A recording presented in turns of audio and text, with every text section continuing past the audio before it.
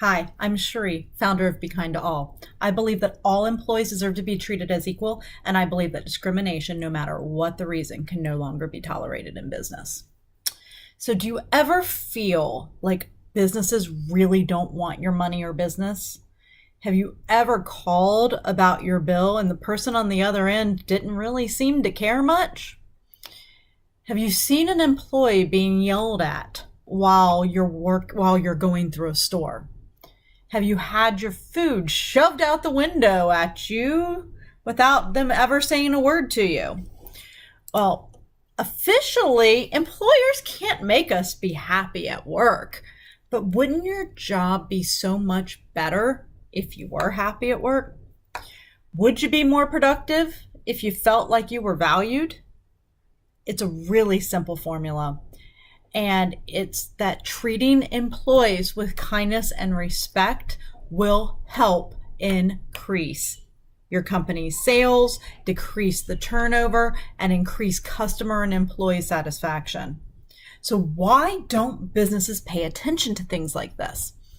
Because businesses are not being run to provide jobs, good living to their employees anymore.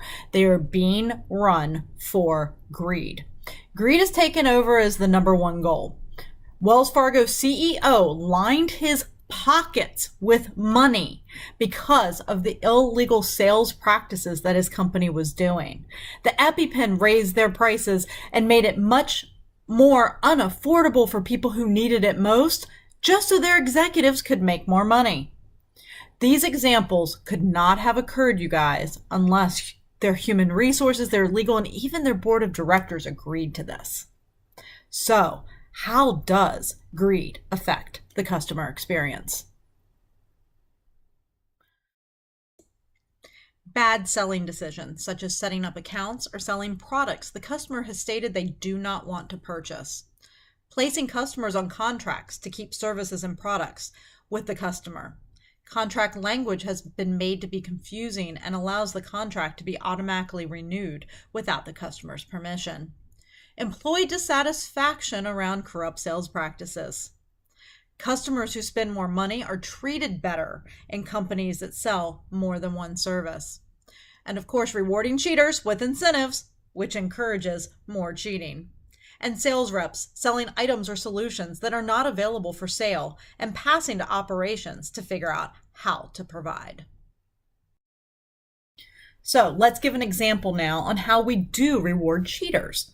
So Mina was a top performer for her team and she was invited to the top sellers event in Orlando. Huge deal. She was so proud of herself. She brought her best friend. They had massages. They got to go to Disney, all of the things you do when you're in Orlando. Now, during the recognition event, Mina was mingling with other sellers and she was asked how many sales she had. Well, she averaged 100. But Ned, who was beside her, said, I average 120. And she's like, how do you do that? I'm, working really hard to get just the 100. Ned states, well, I tell people there's a money back guarantee and they won't be charged if they don't like the product. Well, Mina thought about this and was like, all right. And she excused herself from the conversation because she became very confused because she knows the company does not have a money back guarantee at all. And the customers will be charged. And the only way for the customers to actually get their money back is to call into the call center and request the credits and the disconnect. So when she returns to the office, she goes and talks to her manager. And her manager says, no, there's no such thing as a money back guarantee. And she's like, okay, so what do we need to do about this? Her manager says he will investigate, and he does. He actually confirms that there's no such policy, and if Ned was selling that way, he should stop immediately.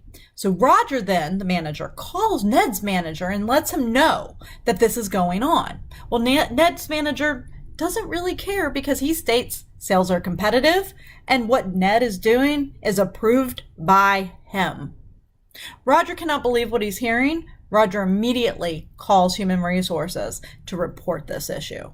So Ned's manager over here knows that it's wrong, but doing it anyhow because sales are competitive. Roger over here immediately calls HR to report the issue.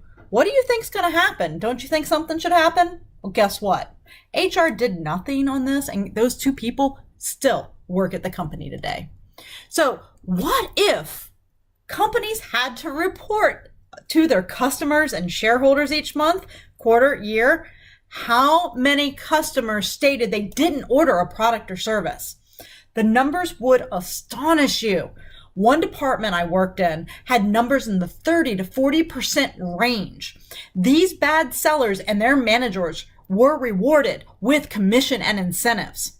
And the sellers' managers did nothing to stop the behavior because they were making more money. So big business has decided that excuses and lies are easier to deal with than the truth. So they let the reps and managers get away with saying, oh, the customer changed their mind, or they agreed at the time, or even my favorite, I never told him there was a money back guarantee. Think about that.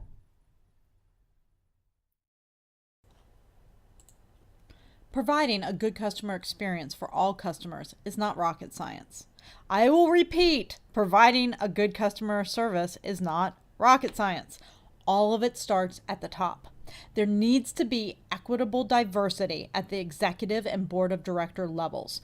Once that happens, things will begin to change at all levels. As I mentioned in an earlier episode, there is a CEO Action for Diversity and Inclusion program that has been developed, but will they actually do what they say? Because they haven't made any changes to the top yet. So the bottom line is these discriminations, harassments, these adult bullies cost companies money, plain and simple. Employees who have been treated badly will lower their productivity and maybe even leave. Then don't forget the customers who your company treated badly because your employees weren't motivated to do a good job because of how they were treated. It is a vicious cycle, and we have to stop. We have to start looking at the overall picture here. This is a vicious cycle, and it doesn't have to be this way. So next week, we will continue on our journey into the business case for kindness. It is time that we stopped living with the hate, the fear, and the greed. Kindness is the path forward, and without kindness and respect, there's little trust, and without trust, the team will crumble. I hope you all have a good week.